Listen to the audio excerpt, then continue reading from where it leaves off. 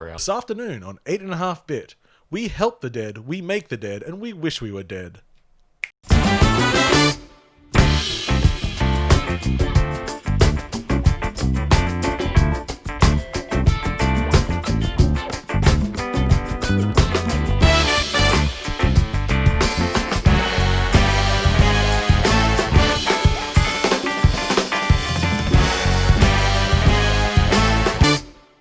Welcome, friends of all designs, to episode 280 of 8.5-bit. I'm your host, Paul, and joining me today is my good friend, Sam. Hello. Hello, Sam. How are you going today? I'm doing pretty good. And the shows from the intro are, of course, Spiritfarer, Risk of Rain 2. Can you guess what my last one was referring to? Wish we were dead? I don't. It could be many things. The Avengers, the video. There it is. We'll get to that later, including all sorts of fun stuff. How things been, Sam? Yeah, the usual, really. Yeah. Chugging along with work, having a bit less work time and a bit more free time, which is nice. That's nice. So James is missing. We can lie and say it's because we are practicing our social distancing told for him not to COVID come. restrictions because they've kicked up again in Queensland. We said, James, go on holiday. Yeah, but yeah, he actually just left. Forever. Goodbye, James. Okay. Nice dead air of us waving. Works very well for an audio format. Perfect. Great. But the 7 YouTube watchers will appreciate Yeah. it. So yes, video games. It's been quite a week. We just today have had the Warner Brothers fandom. Which is a very strange word. Yeah, I really hope it never comes back. Yeah. It's a terrible word. Like, there's no actual dome involved. And Not really. What I enjoyed when searching for things on it, almost every search autocorrected it to fandom. Yeah. It's like, no. It's really bad for... No, we don't want that. Maybe if things were battling in it, if fans were fighting to the death. Build an or actual something. dome. Yeah, we need some sort of dome. So Warner Brothers showed off all of their wares and goods, which is mostly DC stuff. And for people so inclined, I think there was a lot of exciting information. But for people that are only slightly tangentially inclined, There was a lot of information. there was Well, I mean, we cut Well, down not a lot, but... because it was a series of, it was a conference, so it was a lot of different events that happened, and I didn't pay attention to most of them because All I did was watch all the videos. The trailers for all the things. the trailers, which I was kind of surprised that a lot of them were sort of like concept trailers. Yeah. I guess this year production has slowed down on a lot of things, but yeah, it was Some of them were a bit more concept than others. yeah, like The Black Adam one. yeah, because Black Adam is not something I'm really aware of. No. Like, I'm going to It's find out what is this? Dark Yeah. Shazam? Is it Shazam? It looks like Shazam. Yeah, it's just a black suit instead of a red one. And I thought he had some like elder guy with him, and it looked like the dude from I'm Shazam. like, is this just a different Shazam? Because Shazam is DC. Dwayne the Shazam Johnson? Yeah, I think maybe it is. I think maybe Black Adam is just Black Shazam. I also really, really feel uncomfortable sometimes with the name. A little bit, yeah. Because as far as I'm aware, it's because he's black. And Dwayne isn't as much, I think. I Is the safe way to say that, perhaps? Well, he's Polynesian Yeah. of some sort. Yeah. I don't know where the lines get drawn on who can claim I blackness don't or know not. anymore. We are certainly not authorities on it, and Definitely I will not pull rank on any of that. But yeah, I don't know. But yes, I guess we'll just talk about that generally. So, film-wise, they spoke about a few things. They showed sort of a concept trailer for Suicide Squad, because they're just ignoring the first one. And there's a little featurette too. Yes, and the featurette is very good. Because the concept thing is just, we're showing a bunch It's of just all the characters. characters, right? Yeah. It's just, here's all the characters and their actors. Which is at least telling, because the Suicide Squad is made up of now like 20 shitty Yeah, superheroes. there's a lot of real good, not good superheroes in there. I hope they're all, like, James Gunn is directing now. I hope he's just plunged the depths of DC for just real... I mean, he missed out on Condiment Man. Condiment Man, is he real? Yeah, he was in Lego Batman.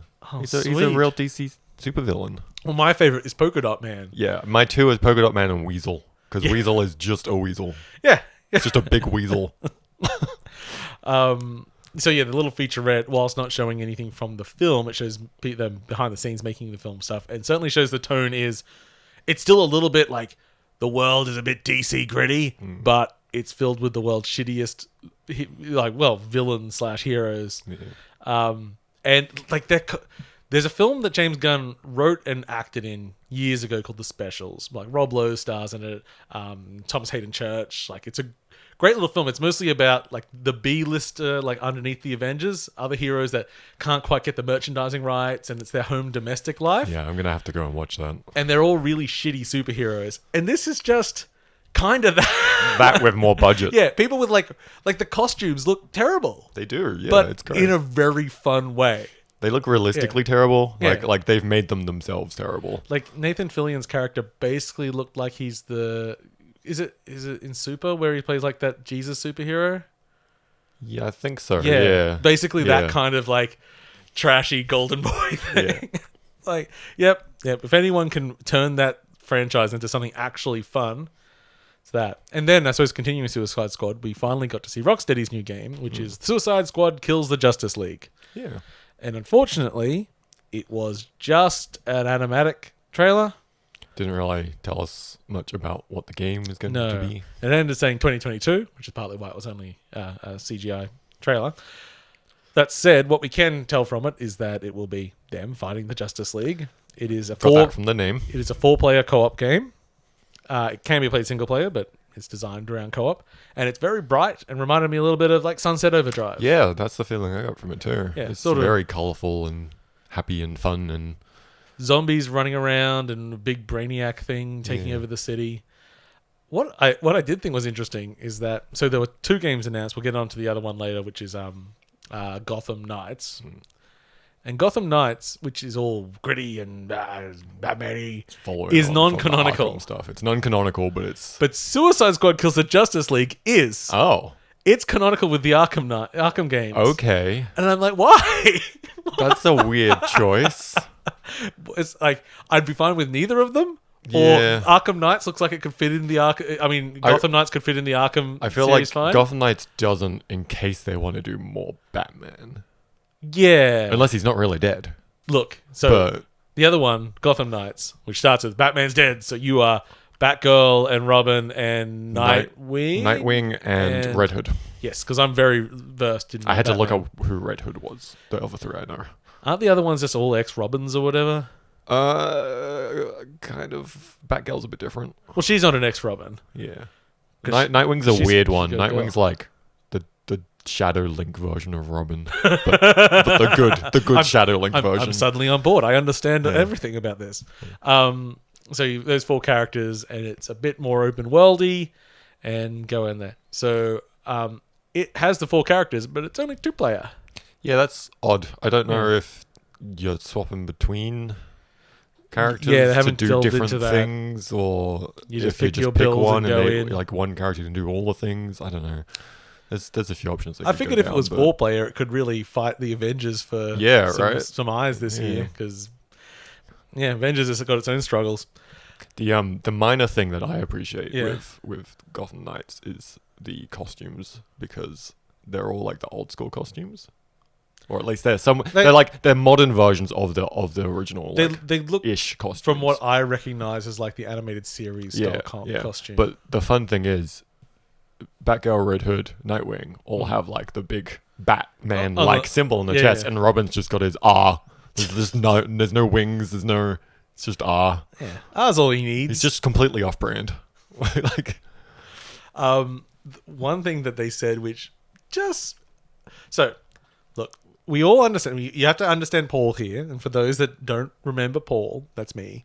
And I think that XP as a concept is stupid and badly used in video games. So this game has XP. yeah. Didn't have loot from what I could see, so That's that was good. all right. But also, once they show there's XP in leveling, they're showing a fight with Dr. Freeze. It was Mr. Freeze. Oh God, I can't remember. Is he a doctor? Does he have a PhD? I don't know. I mean, if he's a Sir surgeon, Freeze. if he's a surgeon, he might go back to Mister. That's how it goes. Oh, But, no. uh, I think it's Mr. Freeze. yeah, really He's still showing, he's still really working showing on how that tied PhD. in with DC I am in my knowledge. But they're going, oh yes, well if you approach him at different levels, he'll scale with you. So what's the point?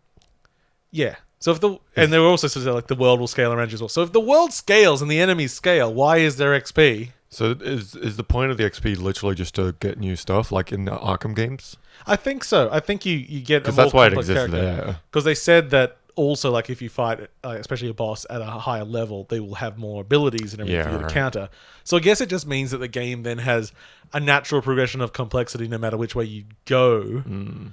But I don't know why we need an XP system for that. Just it doesn't need to be an obvious XP system. Yeah, if they like, want things why to show unlock, any of it? just Yeah. let them unlock at certain points. Yeah. Just do it in the background. I feel like this will be a theme as we go on. Yeah. But yeah, so I thought the game looked fine.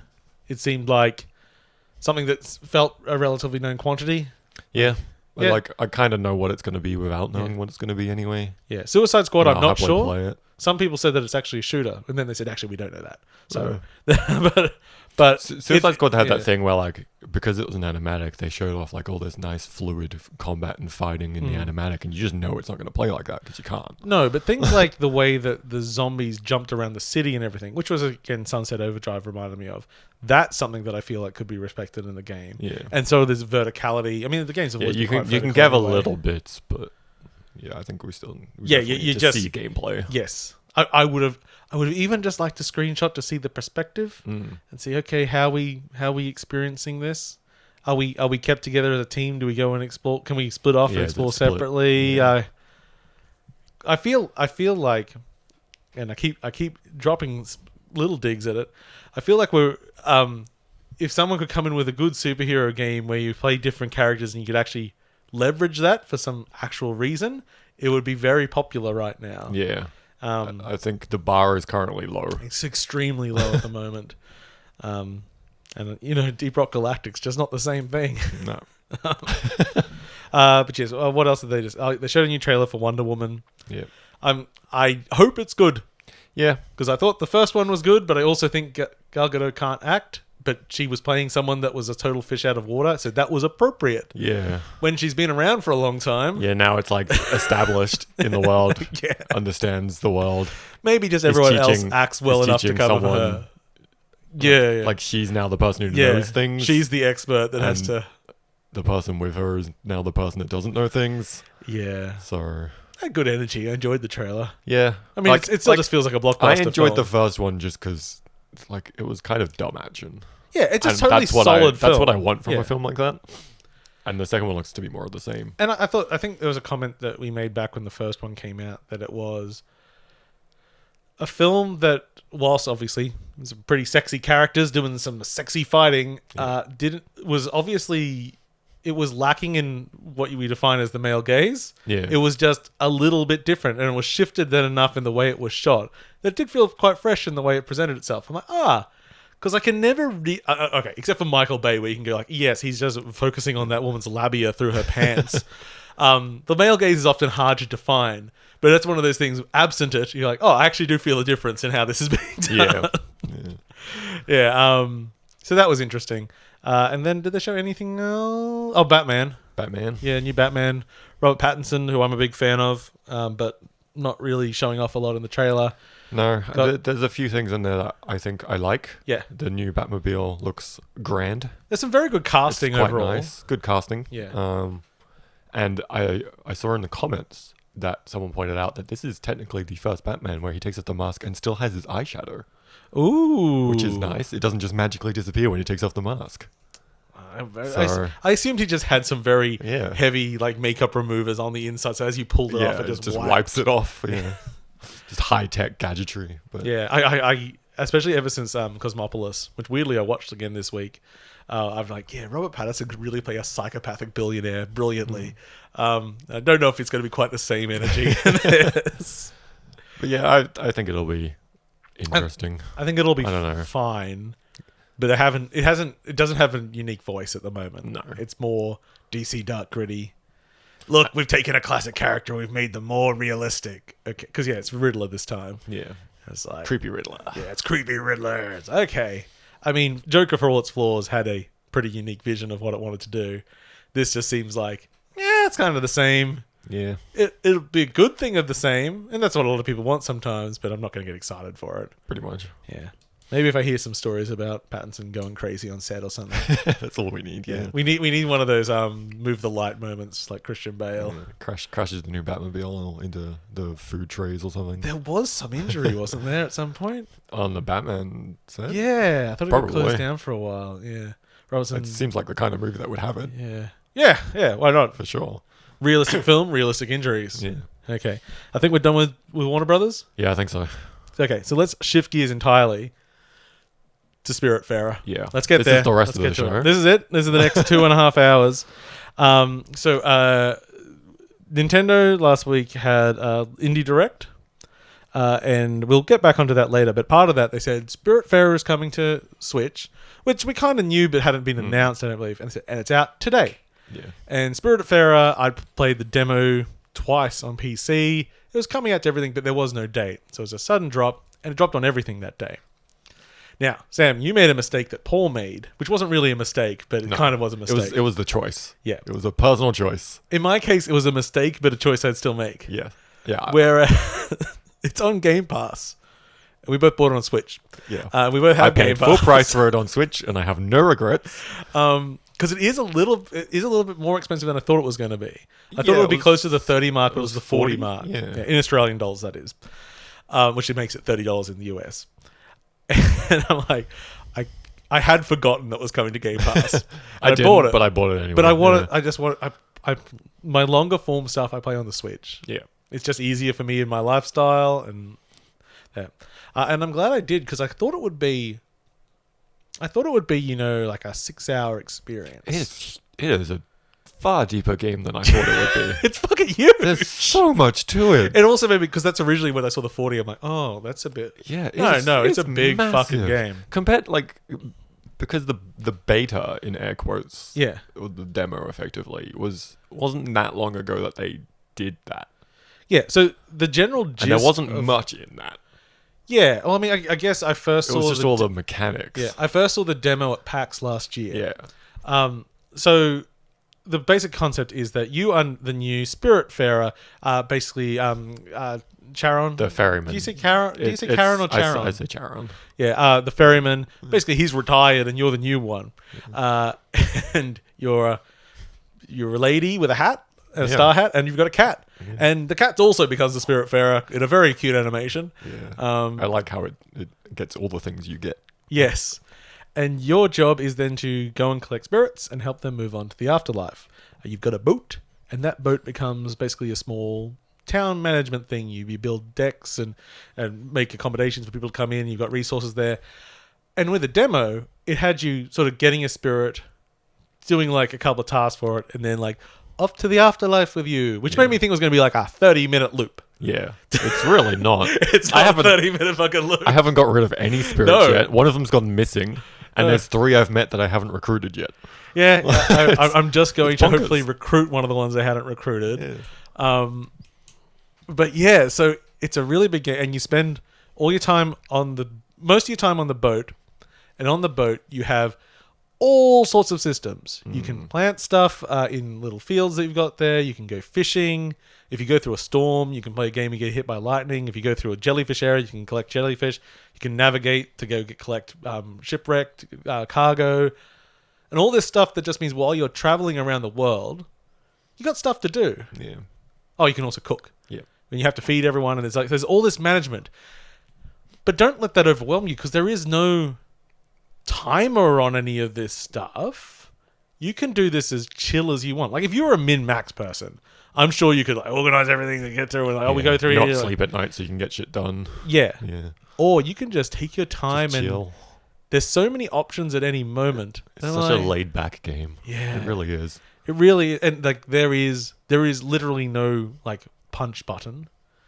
The only interactions you have are, you just have an interact. It's jump and interact. Jump. And your jump changes. There's slightly. also a guitar button. I do like the guitar button. Yes, I did at one point realize that I can just pull out the guitar Yeah, anywhere. any way you want. Yeah. Yeah, but mostly you use that to play music to plants to make them grow faster, which is also like another min-max thing. I do like that all the stuff you can do on the boat, apart from cooking that I found so far. Yeah, I like, haven't it's found all any way little to cook. mini games. Yeah. And they're not hard. They're No. just little mini games.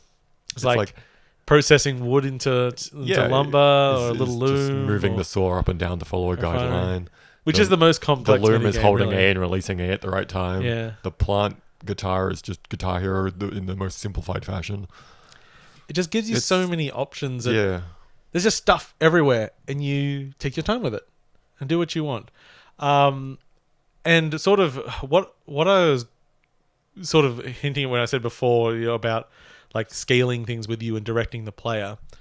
So at the moment, I'm still like in the first area, and you can see on the map as you open it up, there's other areas to go to, but you have to get upgrades to your ship to get to them. And I haven't actually got any of those yet.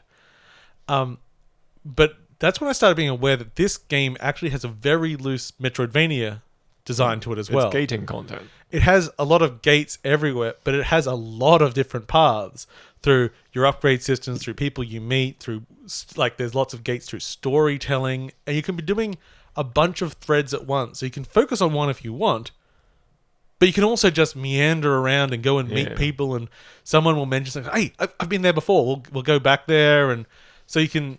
It's like, as I'm playing, I was really just impressed at this how solid the design is, because I keep moving forward without You're always making really progress pushing without noticing, I think, is what I've seen. It's like I thought I was about halfway through the game because of the upgrade to the ship. Yeah, no. And then I realized that the screen scrolled. Yeah, it gets quite a lot. Oh shit, there's a real up ramp here. So mechanically, really, really satisfying. All these little mini games, like it's all very real. And on top of that, the animation, it's gorgeous. Good. Yeah. But then the story base here.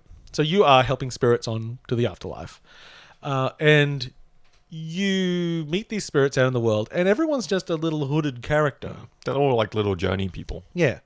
Until you get them back to the boat, in which case they turn into a personified animal of some sort. I think the game calls it like their true form. Yeah, their true form. And as you start talking to these characters, because we haven't finished the game yet, all these people know you. Yeah. But I don't know if they literally know you or you represent something to them. Yeah, that's what I'm wondering, because the first few, it's like, from what I'm gathering, one is like a sibling, one's an uncle. I think at some point you meet like an aunt figure. Like they're all like family or friends, but you make a good point, like, are you actually that person to them, or are they seeing you as whatever they're trying to resolve before they pass on, kind of deal? Because there is definitely a lot of story threads of like, before they pass on, they're trying to achieve something, or get their mind over something or anything like that. Like, it's very psychologically there's grounded. one that's straight up discussing mental illness in their family. Yeah. And that is personified as a creature in the world as well, which you go into. And there's there's discussion on like unionism and social and there's a lot of there's some really deep there's some solid topics in there, and they're just there, but it's also very friendly in the way it's done. And we haven't mentioned it yet, one of the, I wouldn't call it a main mechanic, but one of the main interactions you can do in the game is hug. Oh, I love getting up in the morning, hugging all my people. Give everyone a hug. And the cat. Yeah, you can hug your cat at any time. The animations are like, because there's one in particular who's quite a proud character, and when you go in for the hug, you like throw your arms around. They're big and fluffy, around, and they like real straight back, really. Oh, and then they relax into it and they put it around it, and it feels so nice and genuine. It's one of those I've found. Like, so many of those animations, all the hugging, when you give them food, they all have like individual eating animations. Yep. And then like all the interactions with objects, so watering, mining ore, cutting down trees, which is a fun one. Like, usually in a game, if I have to consistently see, like, if there's no way to like, skip the animation for repetitive tasks, I get really fed up. And I'm not with this. Like, I will cut down as many trees as I need to. It is a very happily cute animation. take the time to watch the animation every time. So James, I said. So Sam mentioned they're like feeding them. So there is, you feed them, you hug them, you sort of deal with their They've got like needs. a little mood indicator. Yes, and you get their mood up, and then they do more beneficial tasks around the boat and on islands around the place as you go. And what that then means is not only that you get some extra resources and stuff, that's the mechanical side. You've just got all these characters running around your boat doing shit. Yeah. And it's nice. It's wonderful. It feels... I don't want to like let any of them pass on. Yes, and I think that will be... I feel like I'm gonna really struggle whenever it is in the storyline that the first one comes along to do it. I'm gonna struggle. Man, you're not even thinking far enough ahead. By the end of the game, we'll be saying goodbye to our last friend. Oh no! Don't say that, Paul. Yeah, no. So it's gonna be. I think it's gonna be. As long as I always have the cat. Oh God, I hope we do. So what we didn't mention about the cat is that the game is co-op. Yeah, which I only found out like yesterday. Yeah. Yeah. So I read it in an article. Yeah. So a second person can grab it and do everything the main player does, but just as their cat running around. Yeah. So they can do all like the tasks. They can't talk to people and they can't like do quest line stuff and things like that. But you can water the plants. They can dive under the water to pick up stuff. I love when you go for a swim. The cat doesn't want to get wet. The cat does the Avatar airball thing. Yeah, hovers above it with its little spirit ball. It is like, just like terrified of the water. That's great. It's just full of these ornate animations. And then the cat's got all unique animations for all that stuff too. Oh yeah, and they're beautiful as well. It's just I need to experiment with it. It's such a well-crafted game. Music is so much great. love in it. Oh, and just as you're going in the boat, they've got a whole day-night cycle, and just the colors as you move through the world, and sometimes you just sit there and you just look at it. Have you made use of the bus stop quick travel system? I have. Because I love that. So you're in a boat. Obviously, that's your method of transport, right? They couldn't possibly put a fast travel system in this as well, and they do. It's a bus stop. It's a bus stop that's just run by a seal, and it has some of the most manic horn music I've ever heard. It's fun when you just like go past one. Yeah. And it just starts up and then fades away. Yeah. Yeah. Because even though like you move on a 2D plane, you set where you're going to on a map, which is a full map, but you just move along, and if anything is sort of in your general path, they'll just foreground and background. Yeah, go past the ship, and if you want to interact, you can just jump off the ship, and the ship will stop for you. You can't be left behind. It's real joyful to play, and it's interesting, like, because it's the team that did Johan. Yeah, that one. Yeah, sort of top down fighting giants Narsey thing, which was okay, but a bit rough around the edges. Then they did Sundered, which was a wild action game with just hundreds of enemies on screen. Like, just basically it was a game about kiting enemies and just moving really, really quickly. And now they've made the most chilled game. Yeah, it's such a complete opposite direction. I was thinking about like one-liners in the week. I'm like, it's like Animal Crossing if it were a game.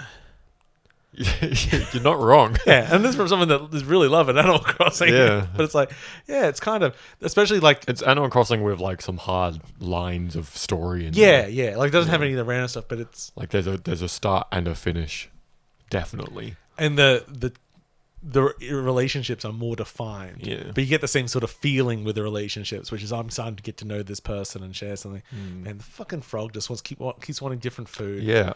He is demanding. I find it funny that like you can't feed any of your spirits the same food twice in a row. Yeah. They go, all of them will get upset about it. I'm better than that. And like they have different needs for what type of food they want and what type of food they like more, but none of them will eat the same thing twice in a row. Have you made disgusting food? Yeah, I have. Yeah. I think it was just when I boiled the lettuce. Yeah. There's some good combos in it. Yeah, like no one will eat it. Try. Here you go. Give it a try. I think you can give the deer coffee more than once in a row. No. Oh, you can't. Oh. Yeah. Even then the deer complains. Maybe I've given them a snack in between or something. Yeah, potentially. But yes, and some all the food is different categories to it. They've got tags on them, basically. Yeah, and some animals won't eat certain things. And it's like, oh no shellfish for me. Or I do enjoy. I'm a plain person. I like plain food. Yes. It's like this is too much flavor. Tone it down. God, I wish there was voices like that. And then just natural story stuff, like one character got stuck in their room basically sick. That was fun. Yeah. Yeah, and the solution to that was actually like to go and unlock an upgrade. Yeah, but it was like the actual stuff is like it's actually like dealing with illness and stuff as well, but in like just a very naturalistic way. I think has found a way of just like talking about sometimes quite heavy topics in a very accessible and realistic way. And it's also, you expect this is reflecting the lives of these people, because I assume they are all people. Yeah. But now they're just in their true forms, which is I guess it's a furry's dream. Yeah, a little bit. What's your true form, Sam? I don't know yet. Oh. I'll have to go do some online quizzes, maybe. I was thinking like an otter or something. For me. You could do an otter. An otter? Oh. Yeah. Do you... I don't know. Maybe you're not energetic enough. No. I used to swim a lot, but... Well, maybe that's... You need to get back to that. Maybe it was my true form. Maybe. And I've split away from it. So yeah, Spiritfarer is fucking awesome. Yeah, it is an incredible game. I had one visual bug that I noticed, because I was in a mine. I was going to go meet a character, and I had to go through a door to outside, and they would be outside. And I noticed that I could see them on the very edge of the screen before I went outside. I'm like, oh no! I know what you're doing. The asset was loaded already. The asset was there all along. I do like in the mines that it lights up the lanterns as you go past them, so you know where you've been. Yeah, there's lots of little things. It's just full of smart things, and just discovering things. It says a lot that I've played it almost entirely in handheld mode, and I've lost count of how many times I've had to put my Switch on charge in the past 4 or 5 days, however long it's been. I've lost count of how many times I've put my Switch on charge. This is my backhanded compliment on the Switch's battery life, which is I really enjoy it because it reminds me to go do something else because I have to go charge it. This is what's good about recording this podcast today. I've had to stop playing Spiritfarer to record a podcast. And it will be at 100% afterwards, and I can play some more Spiritfarer. But I've charged this more times than I have when I was playing Paper Mario. Yeah. Which I've stopped playing for a while in order to play Spiritfarer. I'm still going through Paper Mario. It has its hooks in me. I kind of wish I hadn't. I kind of wish I had scanned ahead because it made me realize that how much more there is, and that was a little bit daunting. You get a little bit of like big town problem when you go like, oh, too many things. But no, it's just so joyful. You could be playing it a year from now and still go and just chill. And you're not going to forget your skills because it's not that kind of game. Like there is, other than in some of the mini games for resources, you could get less resources. Other than that, that's the closest thing to a failure. You always get enough resources. Yeah. But you can get more if you're perfect. Yeah. And that's just the kind of game it is that's interested in being, and I really appreciate it. Yeah. Spiritfarer, it's on pretty much everything. Yeah. Including. And if you're still unsure, Game Pass. Yeah, it's on Game Pass, so you can give it a shot. And I think you can still get the demo. Yeah, you can. Yeah. So you can give the demo a shot. Hey, since we mentioned it, let's go look at that Indie Direct. So they dropped a couple of games like on the day. They dropped a Short Hike, which is a great game which I played last year. It's really good, but it is a 2-hour experience. But they did apparently add a boat to it. Oh, so look out for that one. See, I played that recently because it was in that massive itch bundle. Oh yeah. Did you enjoy it? It was okay. Yeah. It was nice. Cute. Couple hours. Like moving around, gliding around the island and stuff. Did you turn up the resolution on it? No. Because it has this pixelated look. But you can turn off the pixelated look. Oh, okay. I think it looks better. I played the whole time. They actually give you a warning when you try to turn it off. They're like, we do not intend it to look like this. I'm like, but it looks good. Okay. I might go back to it. Raji, which I haven't had much experience with. I've seen it a few times. So that was an on the day drop, wasn't it? I think so. I think the list I have here separates the first couple into on the day. Yeah. And the other one was Takeshi and Hiroshi, which I decided to buy for some reason. Yeah. I forgot that, once I'd watched it, and then you mentioned you'd bought that game with the brother making a game. I'm like, which game with the brother? What? It just went straight from my head, and I went back and looked at it and went, oh, that's kind of cute. So because I can see the chapter list, I've played a third of the game. It is, you're the older brother of, so I think you're Takeshi and he's Hiroshi. It doesn't matter. Either way around. One way around, yeah. Father's dead, as it happens. So you've become your younger brother's father figure. You look out for him. He's also a bit sick. I think he's got asthma problems and a few issues like that. And he's very excited because you're buddy in game. Is the game ready? Oh yes, it's all finished, but you've actually just made a title screen. Can I play it now? He's like, oh no, you can't really. He's like, but what if what if I were to control the game while my little brother played it? Let's do it live. Yeah, let's do this shit live. Because that's how game dev works. Exactly. Yeah. James isn't here to so it's argue. basically like a basic turn-based system, like a very simple RPG sort of thing. Except your job is just to place the monsters in front of your brother. Yeah. And your goal isn't to defeat him or just let him win. It's to make him have fun. So you've got to give him enough stress, but so get him close to death and then get through and then be able to heal up and then fight the next lot. Sounds like and stuff like DMing D&D. that. Yeah. And it's very simple. It's got a cute art style too. Well, and this is why I said I knew how long I was, because it's divided into chapters, because each one's basically an episode. So I think it probably takes about 20 minutes to play each one. And it's like it's claymation style or stop motion. I don't know if it's clay. And it's a little story, and first you're at night doing that, then the brother goes to hospital and you go in and there's a little bit of drama at school and stuff. But it's really attractively put together. Apparently this was on Apple for half a year or something. No one noticed it. No. And then you just have this little game where you've got to get 5 rounds. Want to make him as excited. You've got to get a certain excitement score out of it, which so far has been incredibly easy to reach, but I'm just playing around with it anyway and seeing what we can do. As I say, it probably would be, weirdly enough, a really great game to play with a younger person. Yeah, it sounds like it. Yeah. It's oh yeah, let's watch it. And then at the end, it doesn't continue. It just says next chapter or main menu. So it's That's actually good. saying It's no, just play a chapter at a time. Actively, yeah. Yeah, it actually interrupts the flow and says you've done a chapter. No, don't have to go do another something one else now. in your life for a while. So yeah, I think it could be actually a way of introducing my son when he's older to just some very basic ideas about game design and why you would do things. And plus, it's a nice little family story, which I assume will have a little bit of sadness, but not too much. If there's hospital things involved. Yeah. I'm sure he'll come through fine. I don't think that in the kids' game they're going to murder the young child. No, probably not. I must beat one more goblin before I die. Turns out the true Takeshi! the true goblin was inside me. All along. Yeah. So, I mean, it's a cheap game, and it's just cute. And as I say, probably good to play with a very young person that maybe can't even control a game yet. Just go I want to see them fight the goblin. Okay, here's a goblin. There we go. Okay. Oh, yeah, we were doing Nintendo stuff. Yeah. I don't remember what Evergate was. Do you? I We don't have to mention everything, but I don't remember.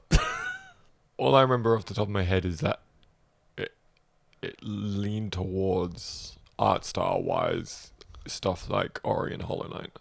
I believe. I can't remember what it is. That was the very platformy one. Yes. That had didn't look like Meat Boy, but had it's of our Celeste Meat Boy. Yeah, that's it. Yeah. Yeah. I actually wanted to look at that.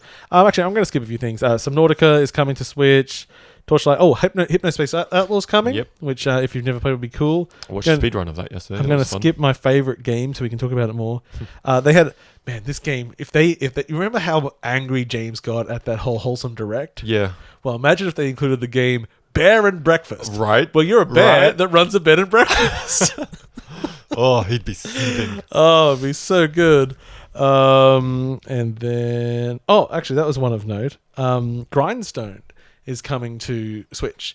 Grindstone being, I think Cappy made it, but it was Apple Arcade exclusive little puzzle game. Very fun to play, but it was also and then you can play this to be subscribed to Apple Arcade, and now you can just buy it and own it. Yeah. And you don't have to. Seems like a lot of things are doing that. Yeah. And actually, if you I know Inmost was also an Apple Arcade game. I do like how there's several games that have been it's a premiere new launch, never has been on Apple Arcade, but they just ignore that it exists there because no one fucking. Well, that was no one does it. I know there were a few recently. Oh, yeah, when I did Neversong that had been out on for a month on arcade, and I had a review key for Necrobarista, and we're talking about that with Z Games as well. And if someone else wanted to play it, I'm like, I mean, I might not have time this week. You could play mine, and I could get it some other way. I'm like, wait, it's on Apple Arcade. Yeah. I'm currently subscribed. It's been out for 2 weeks, and then they're waiting for the launch. I'm like, it's been out. It's been out for a while. Just play the fucking thing. So I gave them my key because I could just play it on Apple. Yeah. Yeah. It's It's just a dead zone. strange No one little- talks about it. no. It's nothing. Yeah, so Grindstone will be cool. Okay, so the one game that really stood out for me was a game called Card Shark. Yes. Oh, what an idea. Now, Paul hates card games. What a fabulous idea for So, a card game. This is a strong pitch for Paul.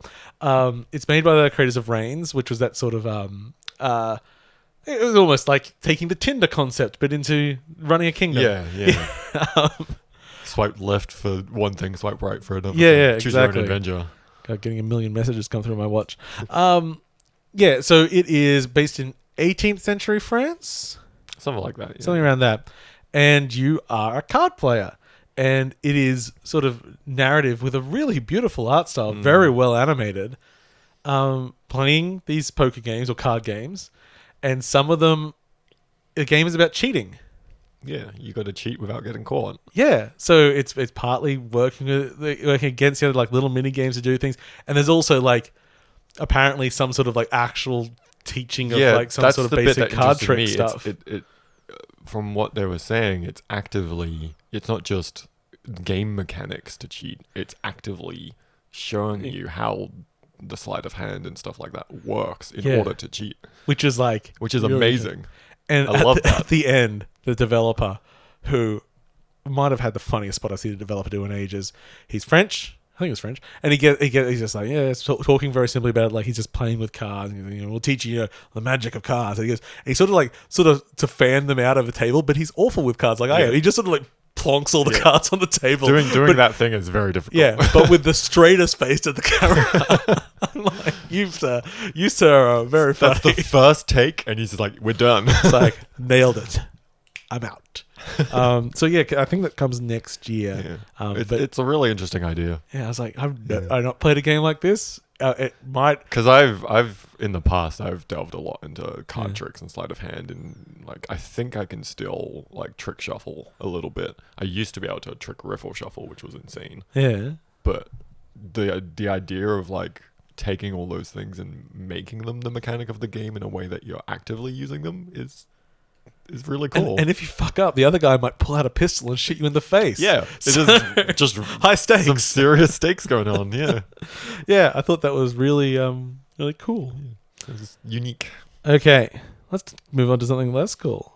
Let's talk about the Avengers. Yeah, I haven't touched this. So I have played some of the beta, and the beta starts with the demo that we played last year.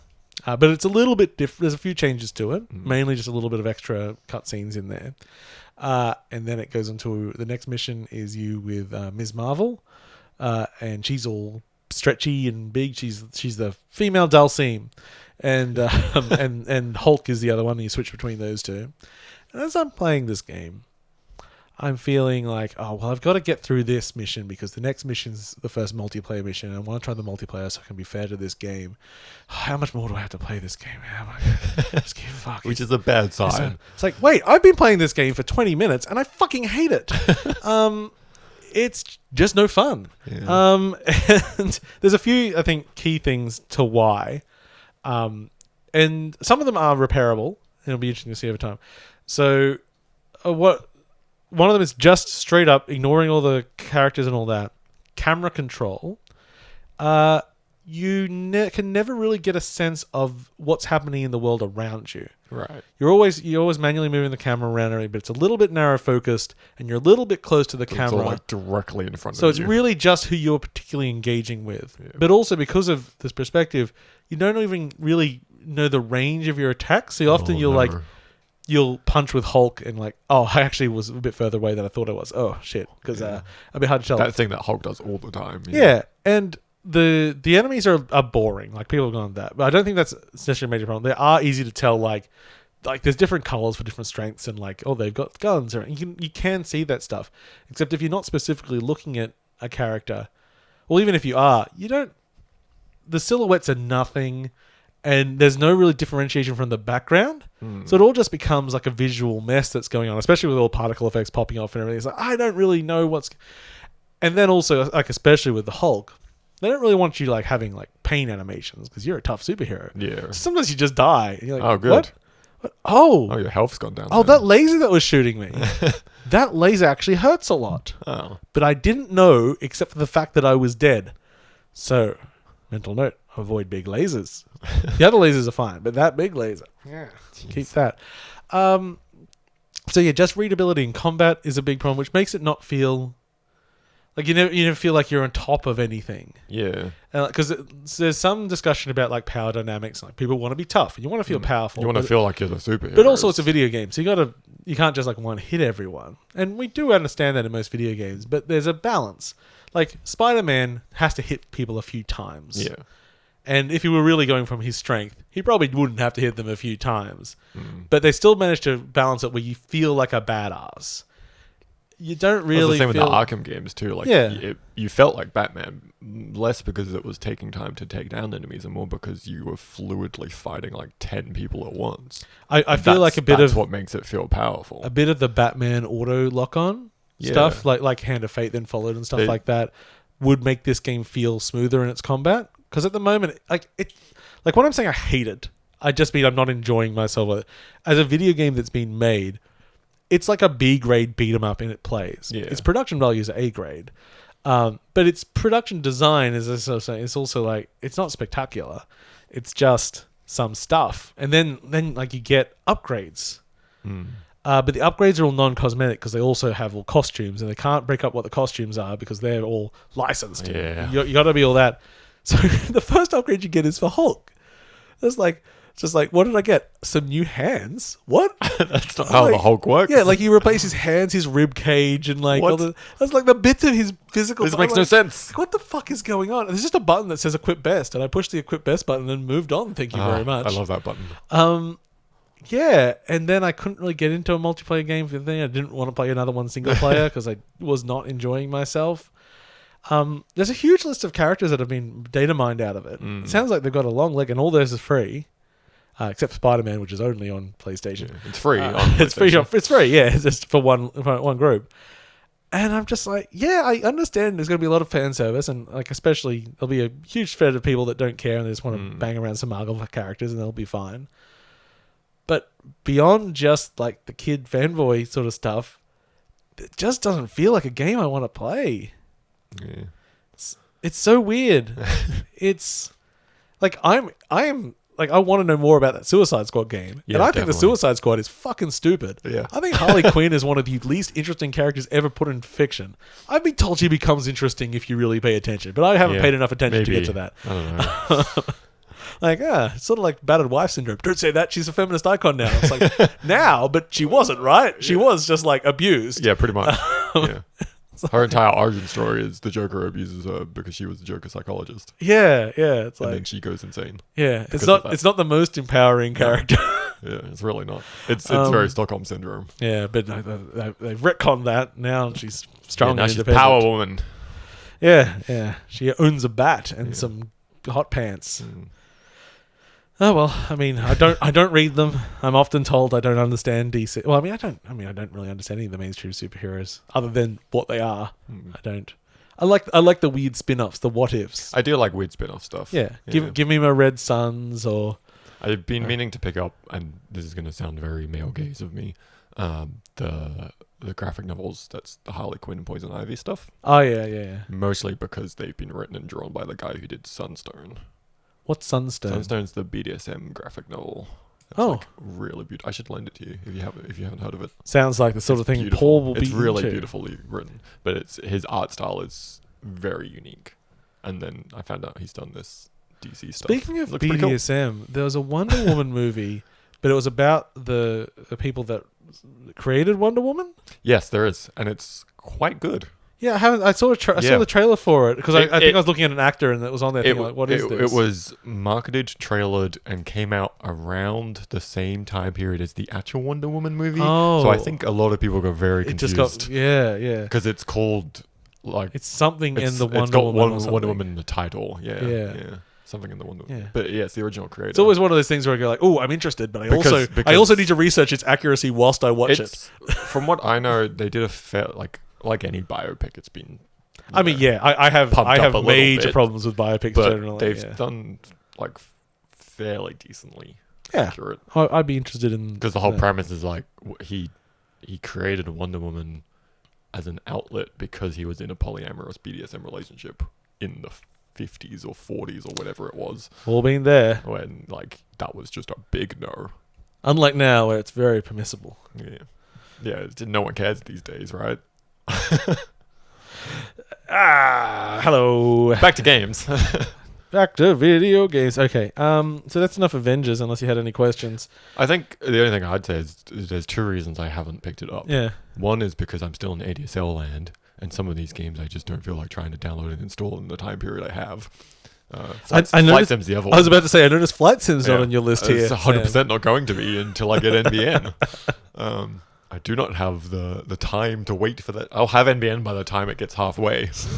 But the other reason is because of just you're commenting about it on the Discord. And I'm like, it doesn't sound interesting anymore. Yeah. I wasn't that interested to begin with. I know one person that like seemed to be really digging it. Yeah. I'm like, well, you know, maybe not everyone's as It's like cynical as I like am. most general video games. Like, it'll have a following. People Oh, will enjoy yeah. it. But it's just not for me. My or you. problem's always But there's so it's not many a video good games, and there's so many really good video games. Yeah. And this is a game that wants a lot of time. If we're going to put a lot of time into something, it should be really good. And the other thing that gets me is there's this expectation to such a big property to kind of half-ass it. Just seems not right. I just assume there's so many cooks with their finger in this pie. Yeah. Because I'm sure they've just thrown money at it. Mm. But it's not going to be a solution. It's like, there's too many people doing it's not stuff. like, I can't remember what the other game was, but similar. Oh, yeah, it was like the Battlefront stuff. And they're like, yeah, we really want to be able to like do all this cool costume stuff. And I was told apparently there is a bunch of costume stuff now. But at least from what it was, it's like, oh yeah, there was costumes, but only set costumes. Yeah. Like, you can dress as this kind of stormtrooper and this, and only in the colors that we allow and everything. So weird. Because apparently in Squadrons, they added Star Wars Squadrons coming out, the flight sim. They added a function to turn off cosmetics if you didn't want to see them. But apparently you can be like a bright pink starfighter if you want. That sounds fun. Which sounds like not amazing. something they would normally allow. Yeah. And when I was told it, because I'm used to these stories. It's not canonical. Yeah, when I was told it's like, that's not canonical. Are you sure? Are you sure? I feel like I was told it was. I feel like for the Star Wars universe at this point, they're just whatever. It's like no one cares anymore. If we let people do whatever, maybe someone will come up with something good that we can make canonical. Yeah, maybe if someone accidentally makes Maybe something it'll fix good it. and popular, Just we can copy it. Bright pink TIE fighters. That's what we need. That's what we needed all along. Okay, let us run through. Oh god, okay, let's run through the news. But that means I'll just start at the big one because we haven't mentioned it at all. So I'll just go through the story as quickly as I can.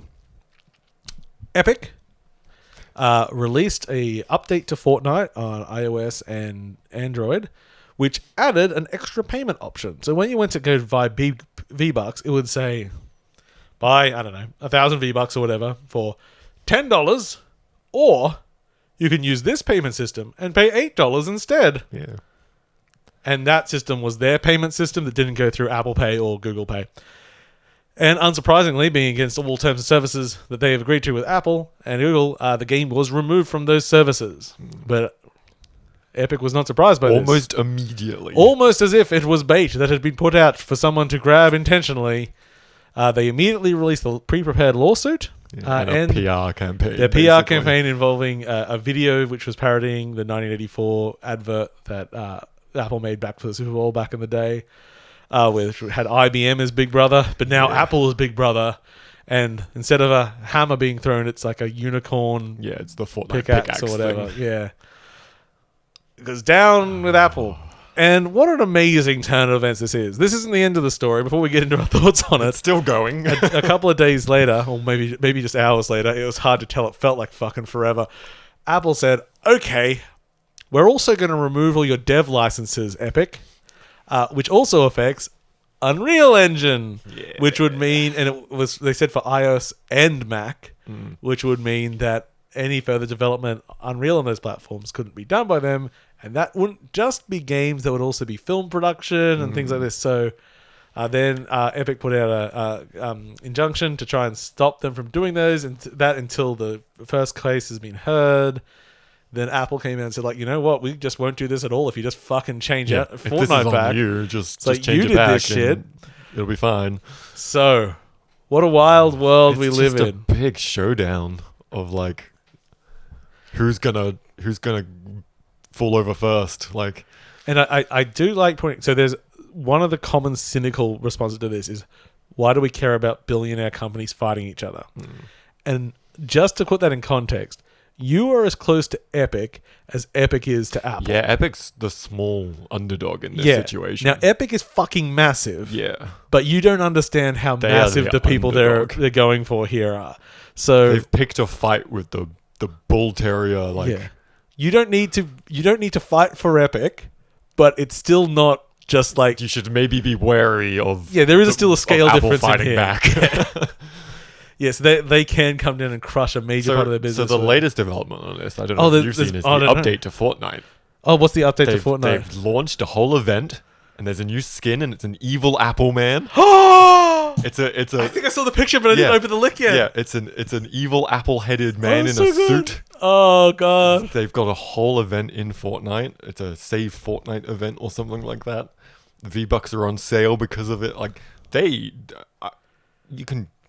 Obviously, it's hypothetical, but you can guarantee all of this stuff was just 100% planned from the get-go. Oh, of course it was. Like, there's no way it wasn't. It is a design thing, and I do think them pulling the dev tools wasn't part of their. They didn't expect Apple to that take was that probably stand. came out of left field. But everything and I support the lawsuit.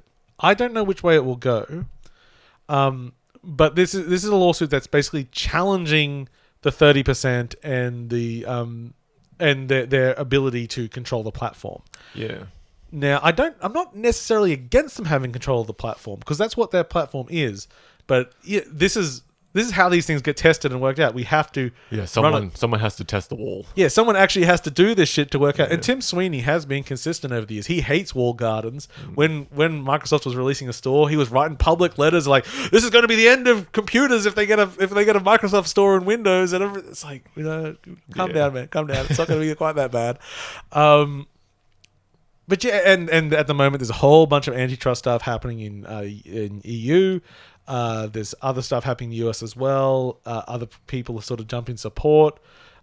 With this case, that Spotify have come in because I didn't even realize that a bunch of services, because I don't use Apple particularly, just you can't use money on Apple. No. You have to go use a web browser. Because I see a lot of arguments from people of like, well, what makes this different from the PS4 platform for buying stuff digitally there, or through like the Microsoft Store and stuff like that, and even Android is like the direct example of similar to Apple, Google Play. It's like Apple's the only platform where if you want to get something on Apple that's paid, you're paying through Apple. Yeah, it's the only platform where that's the only choice you have.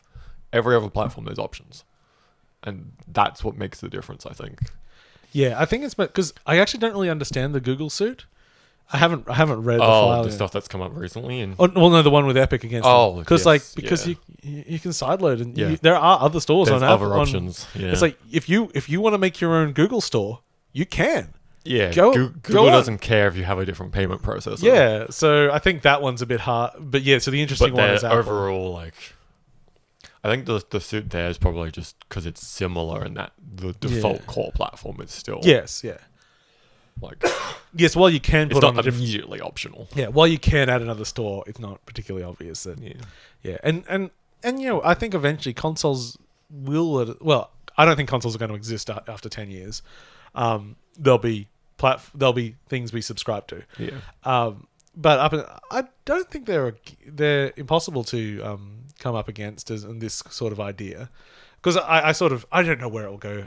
I speculated on a bunch of stuff. It's like, well, maybe there is still sort of, when it comes to the cut, like you select what services used from Apple. Like there's a base 10% cut for existing, and then it's like, oh, payment services, that's this. If we actually host your files, we do this. If we do, like, I don't know. That's all for them to work out that sort of shit.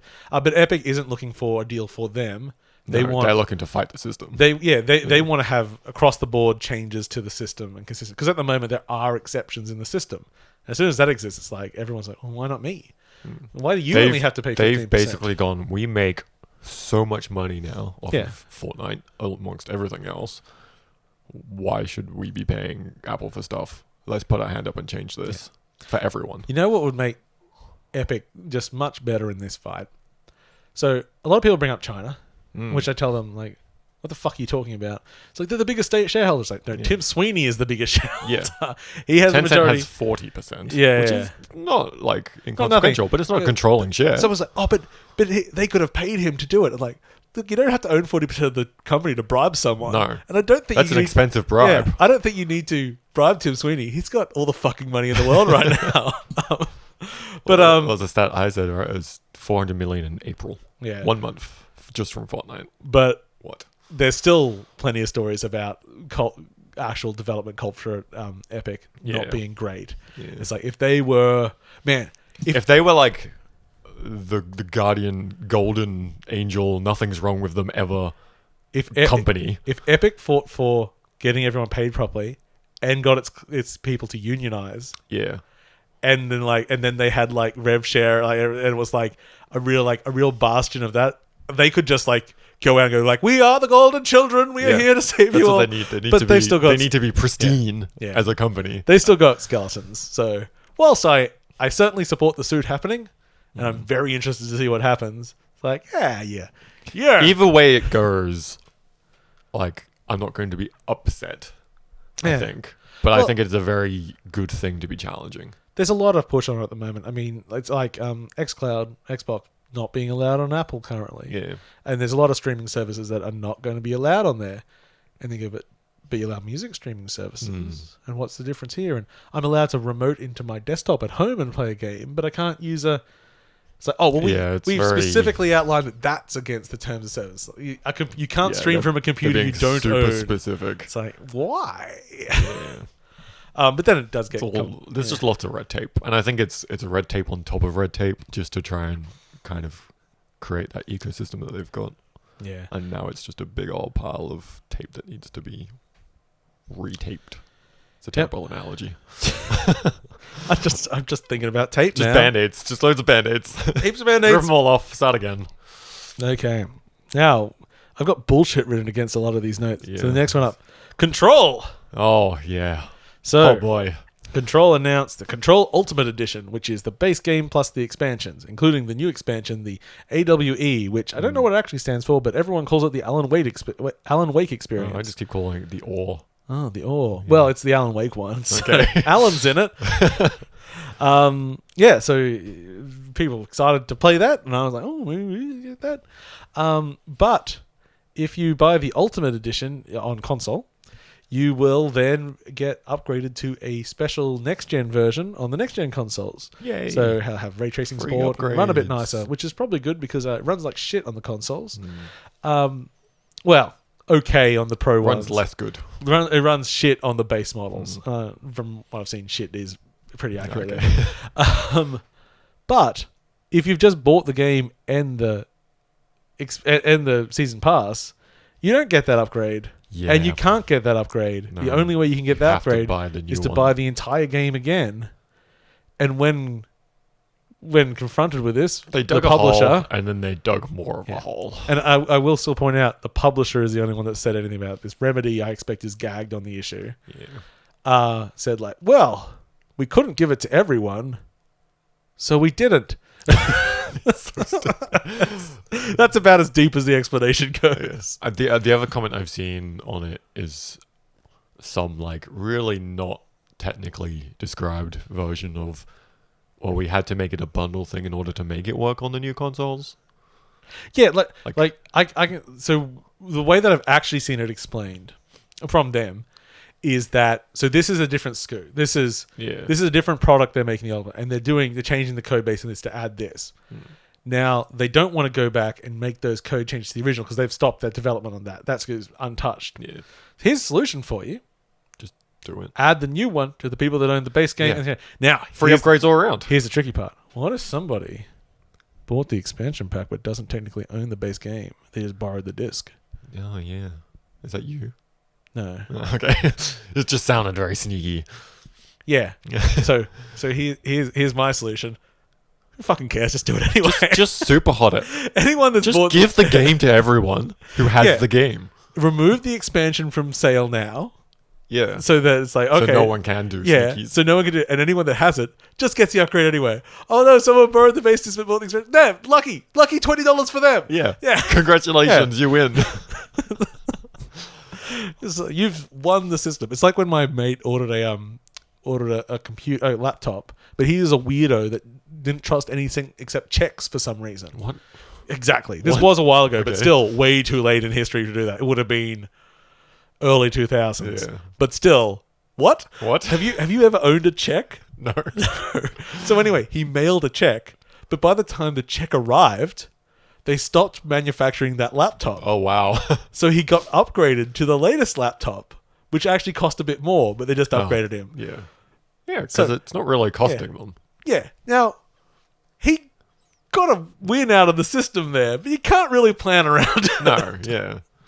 Yeah, just let it happen. Every once in Oh, a while. I have Whatever. owned a check once in my life, actually. yeah? Yeah, I got sent a check from a family in the UK.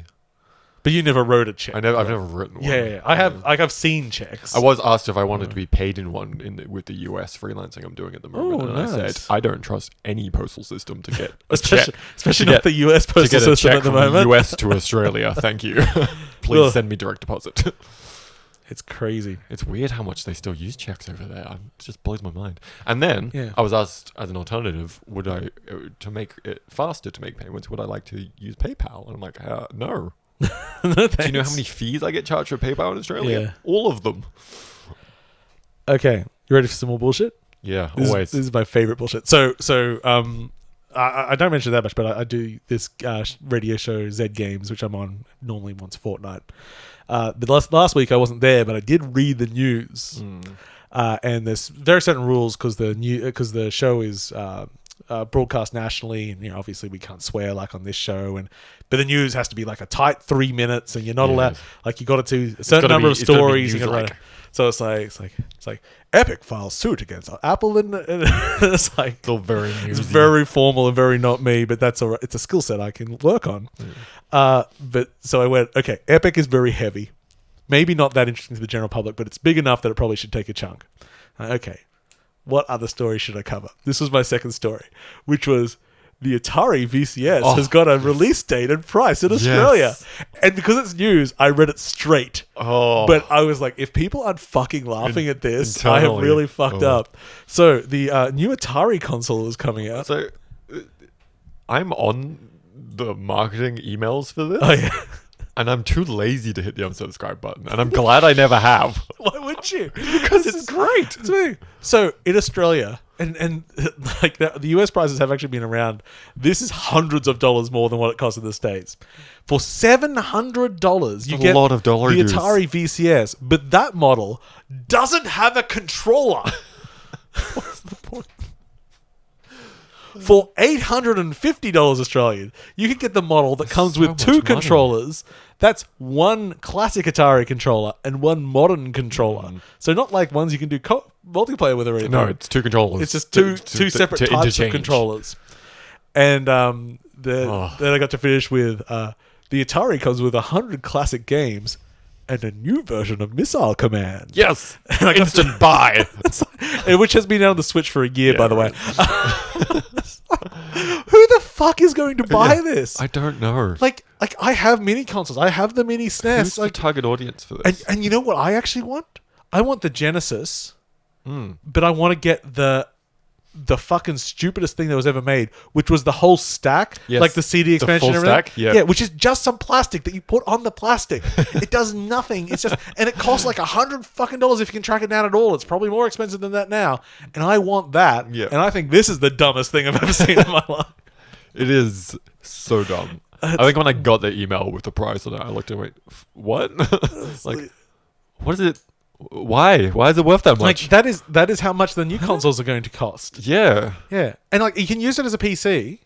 Like you can use it as a standalone computer and install your own stuff on it. Except it's Yeah. a low-end PC. It's a super low end PC. Yeah, it's like It's a PC that Yeah. you could maybe turn into emulating Atari games on. yeah. Or you could buy a Raspberry Pi. Oh. It is wild. Made me laugh a Yeah. lot. I feel like they've gone, hey, nostalgia and old consoles are good. Why don't we do an expensive one and we can make more money?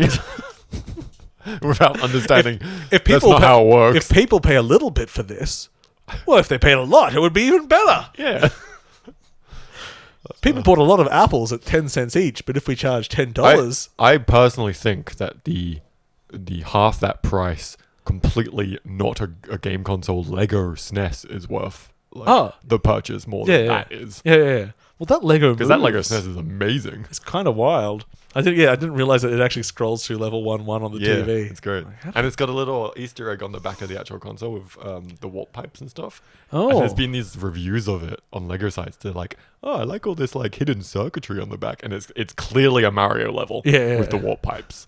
It's like, oh no, you don't understand what you're reviewing. They don't understand. Okay, I don't think... I wrote this down. I forgot to check if we talked about it last time because I can't remember when we last recorded. But Halo Infinite got delayed. I think we may have mentioned it. Yeah. Yeah, well, if we didn't, I feel like everyone's like, everyone's emotion has now calmed down again now to just like, okay, that makes sense. This launch is really have fun, Microsoft. Yeah. I think we did talk about it because we talked about like what they were saying about it as well. Cool. Well, that makes it easy. Okay, so the narrative lead of Bloodlines 2 was out of the blue fired from the company. Yeah, so it's now going to be the same as Bloodlines 1 in terms of just a complete fucking mess. Yeah. It's probably like that already. Probably. Maybe someone's coming in to fix it, Sam. Need to fix it into more of a mess? No. That's what tends to happen. So, I mean, it was delayed again and blah, blah, it's going on. We'll see what that actually ends up as. Yeah. Deathloop's also been delayed. I didn't see that. Which surprised me because I really didn't think it was coming out this year anyway. Yeah. So when's it been delayed till? Q2 next year. Oh, that's when I thought it was coming out. Yeah. It seemed like a 2021 game. I just thought that's when it was happening. It was supposed to be like a launch game. Oh, okay. That's the news to me. Then. Here's the one I don't get. One of my favorite games. So the Stanley Parable Ultra Deluxe version has been delayed until next year. What's the difference? So there is new content. Okay. They put it on a new engine. Okay. But they announced this 2 years ago. So it's probably done. I don't know what they're doing. It's a Stanley Parable. Look, maybe this is part of it. They're just giving people... All bets are off. They're giving people more time to get that achievement where you don't play Stanley Parable for 5 years. I do have that now. Yeah, I think I realized... I might have fucked up by playing it. I watched someone play it once that hadn't played it before on Twitch. Yeah. And I was like, wait a second. And I went and looked. I'm like, hey, it's been 5 years. I'm going to open it up. Man, it took longer than 5 years, I think, because of using the trading card things. So it automatically launched it. And you got to remember, you got to go back and play the demo too. Yeah, because the demo is completely unique. Yeah. That should be included in the Ultra version. Should be an option on the menu. Yeah. You got to play. You should play the demo before you play the main game because there's jokes about the demo in the main game. Yeah, so it is a good game. Yes, it really is one of my favorite. I do like it. Okay. Game wise, you can go back into some games. What was the other one we said we talked about? Oh, Risk of Rain 2. Yeah. It came out. It's released 1.0. One version. Risk of Rain 2 1. Yeah. It has an end boss now. It does. Which I have found out isn't looping anymore. What do you mean isn't looping? So if you beat the end boss, you don't go back around to the start like in the early access version. It is start. Oh, but we didn't have an end boss in the early access version. No, but that's what I mean. Like it's now changed to be start to finish. Oh yeah, end boss. That's it. Well, as far as I'm aware. So the way the structure works, because I was reading something, because we got to the end boss on our first run. Yeah, and then I made a mistake and we died. Yeah, well then you made a mistake, then I made a mistake. I would have survived a lot longer if I didn't touch that temple. Yeah. If you hadn't lost like all my items. Shit. Because your shit was good. And then I would have survived if I had read... Just don't use temples, you don't know what they do. Yeah. One of the boss's attacks, I just didn't read what it was going to do. And it killed me in one hit. I was like... It's pretty fast, that. It's fun. Well, once I saw it because I was right next to him. Yeah. So once I saw it from a distance, I'm like, oh, I see how I'm supposed to read that. Idiot. But, so really cool. Multi-stage boss. And some people seem to hate it, but... I thought it was pretty well designed. That you've got this kind of fast-paced, heavy items... no holds barred, like crazy waves of monsters gameplay, and then it just throws a single Dark Souls boss at you. Yeah, right at the end. I wasn't expecting it, and it was fun. It was great. So the way the structure worked that had been told to me is that every 5 levels you get a chance. Like there's an entrance to the boss. Yeah, so that's what we found. You can keep going around. Okay. Yeah. To keep leveling up. That's what I was wondering, if you can loop and then choose to go to the boss. Yeah, so final version, it's real good. Yeah, it's just as fun as the early access was, that's for sure. And there's some more stuff in there. Yeah, I remember when I first saw the reveal of this game, and like, wow, they've really translated it to 3D. And I looked at it and thought, this is one of the ugliest fucking games I've ever seen. Yeah. This is I do not see the appeal of this at all. And I didn't give it a huge go, but I didn't love the first one. And then as I gave it when they had that open weekend, it and just I hooks you started to in. get it. It is captivating. It just ramps up to insanity so quickly. Like, before I touched that temple at the very end, like, my screen was just colors all the time from everyone doing everything. Like, I couldn't tell what was going on. I was just holding left click and pointing my mouse in directions. You do reach that level where it is just constant chaos, and you got but it's still items readable. going off and passive. Like, it's still readable. Yeah. It's just nonsense, just absolute bonkers. And that's really what I enjoy from roguelikes like that. Yeah. Like, just the sheer bonkersness that you get to. That's why, like, I want to give Monster Train a go. Because have you played Monster Train? I haven't played it, no. So, at least from what I've seen of it, it is, it's like you Slay the Spire, except its whole design is giving you crazy combinations, like making you as powerful as possible, but then it also keeps giving you even more powerful people to fight. So, it's about this... It's like against the Avengers thing. Like in Risk of Rain, you feel like you are unstoppable until you're suddenly dead. Yeah, exactly, right? Yeah. Like, I feel like there's a lot of roguelikes that try to make it balanced too much. They try to keep it like with an upper limit to what you can achieve, and just don't. Just let it go. Let the numbers go. If someone nuts. wants to stack 100 of one thing on top of it, and let that effect stack to 100. That's what Risk of Rain does. It gives you temples that forces you into it. Yeah. Like the one I got gave me 50 items that increases my attack speed, and I was a melee hero. That would have gone very differently if I was a different character. Yeah. And like the model animations couldn't keep up with how fast I was attacking. Yeah. That's how fast it was. And there's just... there was the one when we played in Early Access that Michael got where it was 36 extra jumps or whatever the stupid thing was. But nothing else. No other items. Just 36 extra jumps. I'm so powerful. Watch me jump. And it's just stuff like that. Like, that's what makes it fun. And more games that have that kind of mechanic to it need to just not limit it. And just all the secrets that we start finding on the levels and understanding how there's a lot. What else we can and find? If you look through the logbook, because like every time you achieve something, it unlocks an item. To get in, and there's a lot of them. Like, I've gotten to the point where I'm recognizing most of the items most of the time because they're the same. Like, they're the items that are from the start of the game. I do wish in-game a tooltip popped up to show me what something is, because I haven't learned shit yet. Just as an option. I'm like, does anyone know what this weird sickle does? No? I guess I'll take it. Oh no, it's bad. I don't need this. Oh no. It's like the extra items that we picked up that changed our primary attack and changed our dodge. You got the one that changed your dodge to turning you into a shadowy wisp. Yeah, which I hated until I learned to love it. Yeah. And then I'm like, oh, actually, no, I like being a shadow wisp. Part of that's, I don't know. There's a weird difference between knowing what something does and not knowing. Like Binding of Isaac, one of my huge loves for roguelikes. The appeal of that's always been that you don't know what it is till you touch it, and then you learn, and you learn very quickly what not to pick up. I think I would like a tooltip after I've used something before. So So if you've already had it in a previous run, it then tells you in future runs. That would be good. Because Isaac, I feel was. I mean, I guess it's been a while since I played Isaac very much, especially at the point where it's at now with its 3 extra expansions. Another one coming next year, I think. Really? Yeah, he said he was doing no more, and now he is. But none of that's going to be on the mobile, on the Switch version. The Switch has all of them. Oh shit! The only version that's not getting them is the DS and the Vita because they're not powerful enough. Yeah, I remember the they're Vita. Still the base game, but all the expansions are on the Switch with all the crazy interactions. Oh, and that's good. It reaches the point where it's so saturated with items that relying on you remembering what stuff does becomes difficult. Yeah. When I play it now, I do just keep up the webpage reference for them all. But I feel like once it's at that, they really should start the common ones that you get used to knowing. Yeah. Yeah. At some point, just as an option, maybe just tell me what stuff is. Oh, yeah. Yeah. Like having the menu, for items that I've previously used, just put a little mark on them. But what it is. for Risk of Rain, there's a lot we haven't unlocked. Oh shit! Yeah, there's so much. Yeah, there's I've only got half the characters unlocked, and some of those other ones are wild. They're pretty bonkers. Yeah, and that's what's good. Every character, the first guy you get is just a Marine with a gun. Yeah, it's okay, I get this, and then it's Next up, this ranger that has like that's just like an Homing auto arrow, homing yeah. arrow, but you're limited in range. It's like, okay, and then it just starts getting weird after. Yeah, and you're like, okay, I'm a half plant, half robot monstrosity. Yeah. I'm a melee guy that has to grapple onto everything. Yeah. It's like, yeah, okay. Doomfist with a grapple hook. Yeah, some so weird ones.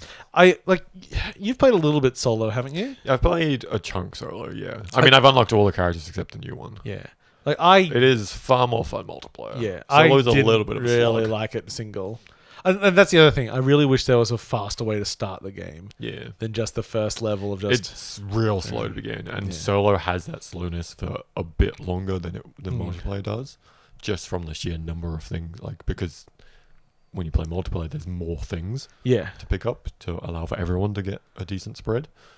When solo is like, you play the first level and there's like 4 items and that's it. Yeah. Have fun. It takes and forever to if you do don't anything. find those 4, it's not like there's Yeah, more and around to get. it feels like much more slogging. Like, you kind of have to be. Solo is much more. If you don't get the right kinds of items for your character, then you're gonna have a much harder time. Yeah, Whereas multiplayer, you can just pick up everything you see, and because there's 4 people doing Yeah. that, it'll It's like- work. it's like, at the what end of am the I day, gonna it's get? going to Yeah. work. It's like everyone can kind of heal stuff to a little. Yeah. Like no one has to specialize in it or anything. It's Yeah. like everyone's got a bit of everything. How many drones do you have? I've got 30. Yeah. Oh well.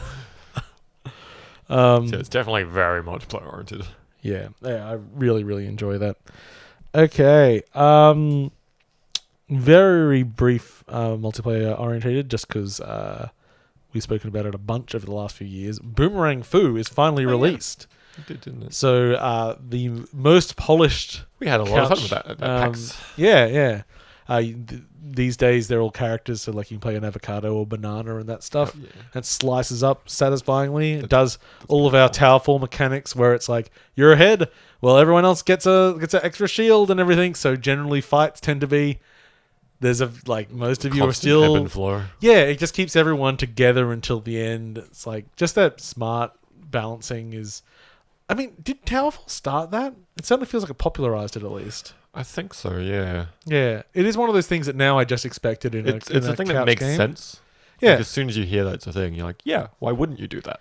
yeah, because But there was a time when it didn't happen. there's always been like natural ways of having those handicaps. Like one of the things we do, we joke about is if someone's the best at the game, they have to play with a chainsaw controller. Yeah. It's like it's not fun.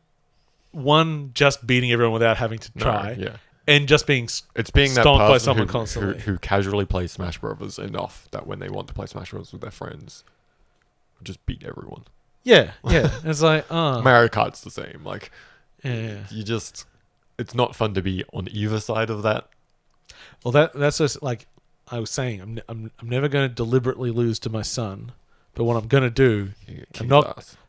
I'm not going to use drifting in Mario Kart. No, that's a good way to do it, yeah. just like- don't use some of the mechanics. Yeah, and see yeah, if he yeah. figures them out. Yeah, exactly. Once he starts drifting, then Yeah, it's yeah, on. all bets are yeah, off. yeah, exactly. Yeah.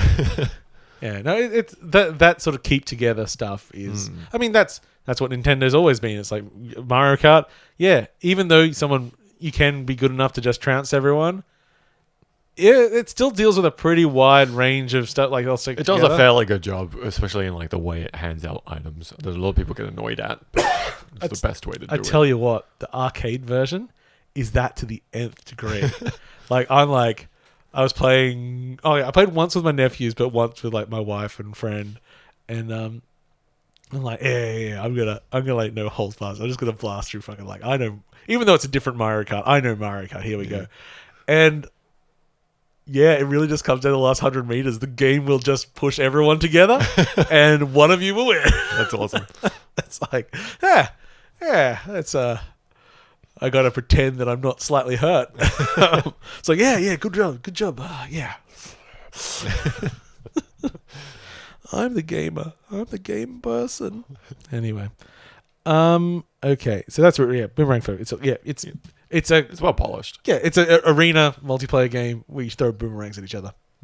Yeah, really like super well polished. That and Tanknarok. Did you get to play that? I with us? didn't know. Tanknarok is the most juiced, most polished arena couch multiplayer game I've ever seen in my That's life. saying something. You've seen them all. Yeah, I played a lot of them. When we downloaded that at the last Steam festival, of which another one's about to start, I believe. It's probably in there until again. October. Oh, that's soon. Yeah. Or not. There's a month and between. a bit. Yeah. Oh, who knows time anymore? But that month is tomorrow, basically. Yeah. Yeah, that game is... I mean, it's just like combat tanks, but it is...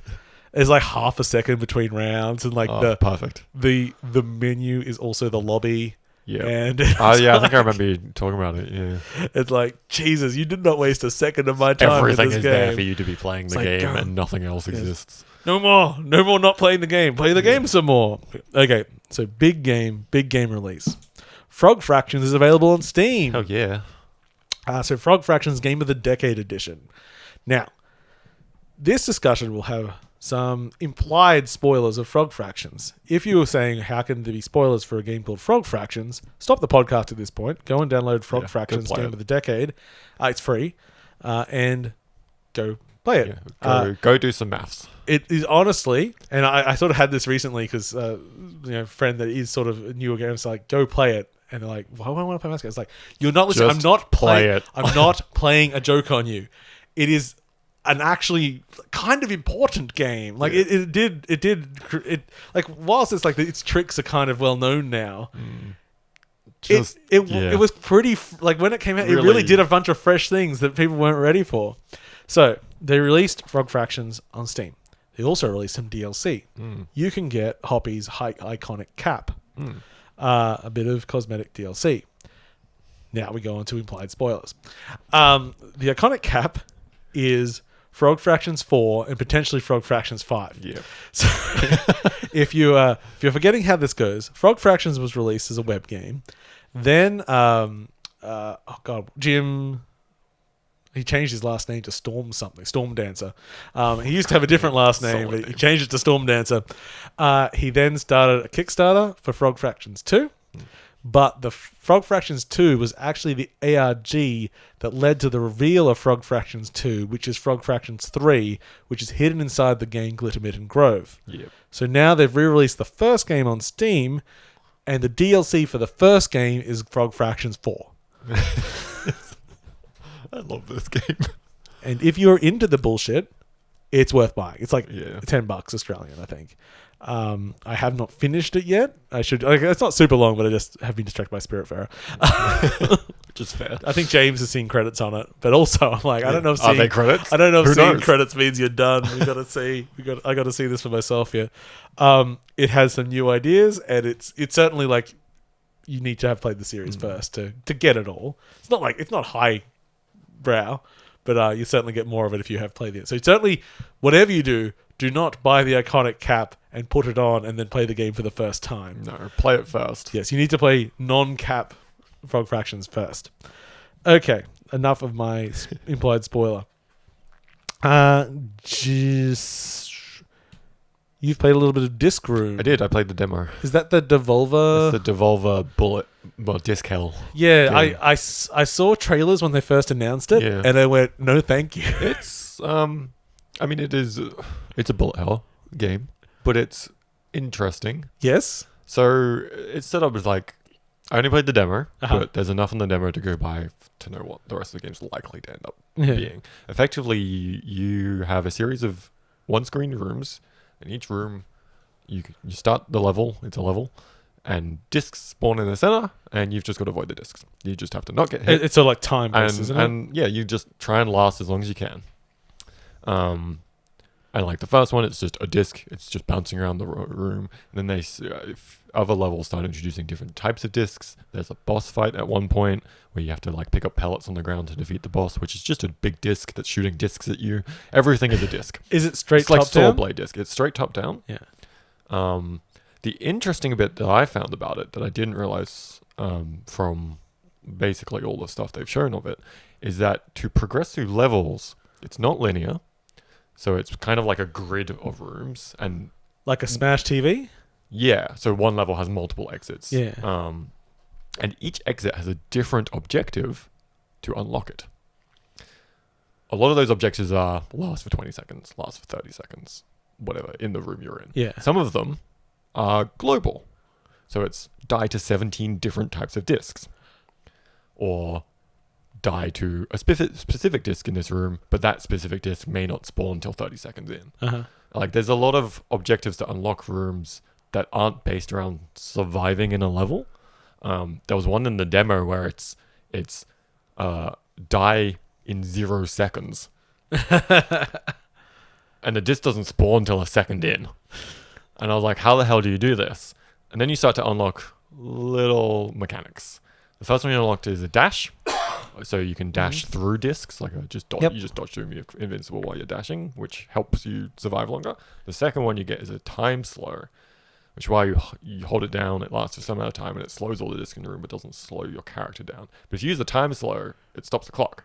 Oh, yeah. So for that specific one, you go in and you start the game holding time slow, and just as the time slow ends, the disc spawns and you die with 0 seconds on the clock. Like, there's lots of little things like that. So there's some puzzly things in there almost. And I do like that it's not just survive and progress. Even failing a level can let will you progress an objective somewhere in that world. And I'm assuming it's multiple like worlds or layers. Well, that's good because I'm not against such gameplay. Yeah. My problem is endurance can start wearing on my... I kind of like if I'm in the mood for it, I kind of like that gameplay of like you just hit focus mode and you're just dodging around projectiles basically. And like if I'm in the right mood, I really enjoy that. But I do like that they've made it's not just a typical bullet hell survive and then progress. They have actually thought about, well, maybe people don't want to just do that. I only like easy bullet hells, like Waifu Uncovered. Yes, that's a good one. It's right up there. Yeah. Oh, well, that's cool. Yeah, it's quite fun. Is the full game out? The full game is out, I believe. It might be an early access thing. I can't remember.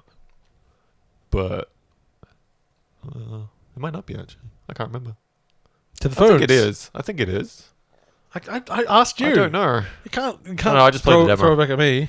But like, I don't think I'm going to purchase it. At least I'll probably pick it up in a sale at some point. I mean, we can guarantee it'll at least bundle. It'll end up in a bundle. Yeah, it was pretty good. Yes. And then, like, it played nicely. It didn't feel janky. The hitboxes don't feel weird, which is often an issue in a lot of those types of games. Like, well, the good thing about discs is that discs are round, and they're saw blade discs, but they're still obvious, like where the edge of them is, and like your character is effectively like a little spaceman blob. No, it is not. It is not out. Its planned release is still this year. Right. Okay. Yeah, that's pretty cool. Fall Guys. Yeah. Fall Guys has done very, very well for itself. It has. It has. It's a lot of streamers. Its first week was 2 million sales on Steam, and now more. And it's got a lot of outside interest. It's been doing things like we'll make skins for charity and do all this and trying to wangle all these deals or getting stuff out. I played a little bit more of it.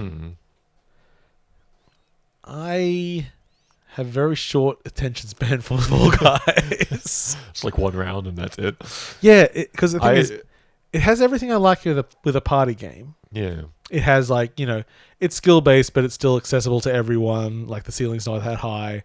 You can fuck people up and everything. My problem is, it's 99... Well, it's 59 strangers. Yeah.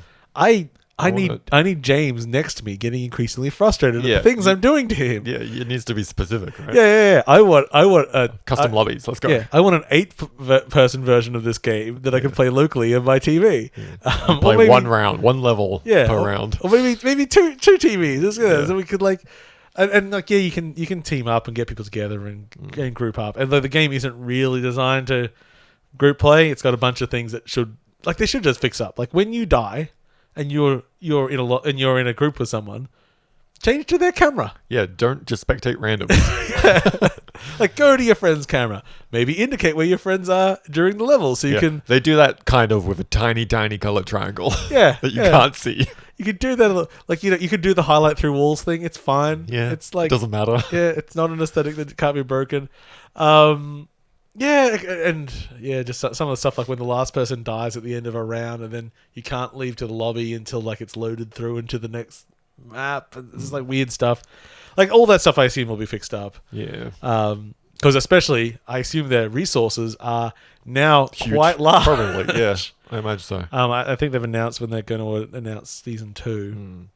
So it'll be interesting to see how they continue it and how they ramp it up. That's my concern with it, is the longevity. Because unless they can keep up with changing things and introducing new levels and stuff that's interesting and not just rehashed ideas, I don't know if it has longevity.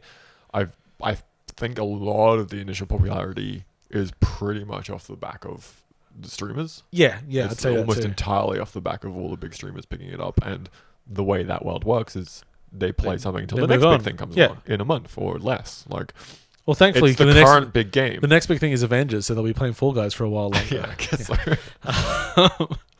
Another thing Paul's lucky in like Fall Guys it's lab. had this like incredible launch, but 2 months down the line, I don't know where it's it'll be gonna interesting to see how quickly they can do new levels of stuff. Even if like if they had like a weekly obstacle course or something.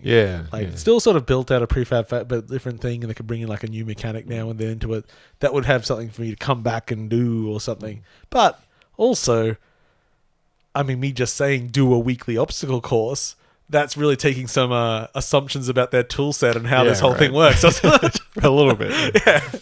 It's like, just do it. It could all be a very handcrafted levels, Paul. Yeah, it's not a drag and drop editor at all.